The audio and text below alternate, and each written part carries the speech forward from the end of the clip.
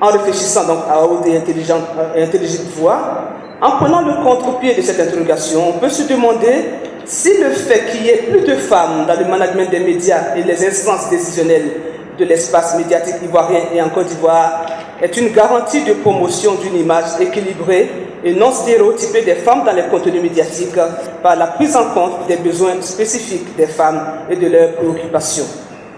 Je pourrais, si je me creuse encore un peu la cervelle, trouver d'autres formulations, d'autres interrogations autour du thème qui nous rassemble. Nous sommes donc ici cet après-midi dans le questionnement. Nous sommes toujours dans la réflexion, nous sommes dans la quête du sens 20 ans après Beijing. 20 ans après tous les engagements pris par les États et les gouvernements pour faire progresser les objectifs d'égalité, de développement et de paix pour toutes les femmes dans le monde entier dans l'intérêt de l'humanité. Ce qui était le point 3 de l'annexe 1 de la déclaration de Beijing.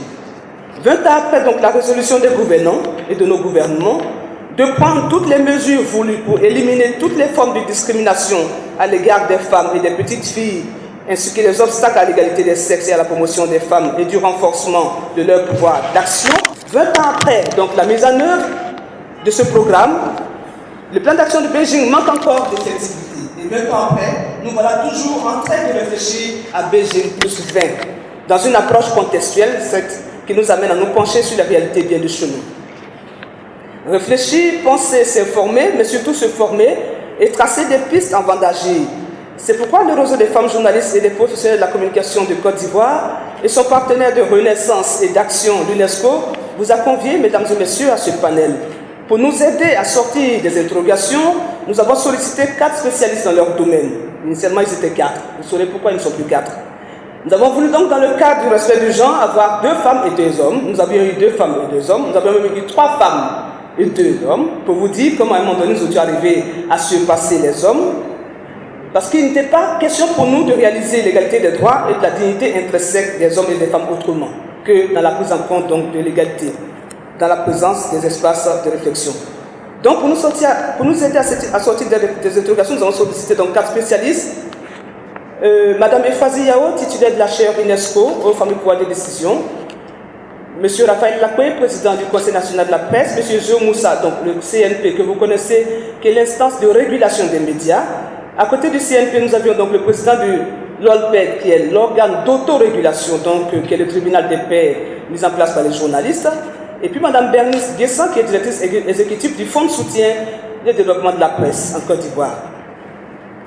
Nous leur disons encore merci, mais permettez que nous exprimions notre reconnaissance à M. Yaouido, représentant résident de l'UNESCO Abidjan, qui, par amour pour sa mère et certainement par amour sûrement pour sa femme, et par amour donc pour toutes les femmes, mais surtout par engagement personnel et par conviction, a été et est toujours l'un des grands défenseurs des droits de la femme. La renaissance de notre réseau est en partie son œuvre. Et à vous tous et à vous toutes, qui avez pris de votre temps pour participer à élargir nos horizons communs dans cette quête d'équité et de justice, nous disons merci. Parce qu'en réalité, c'est de cela qu'il s'agit.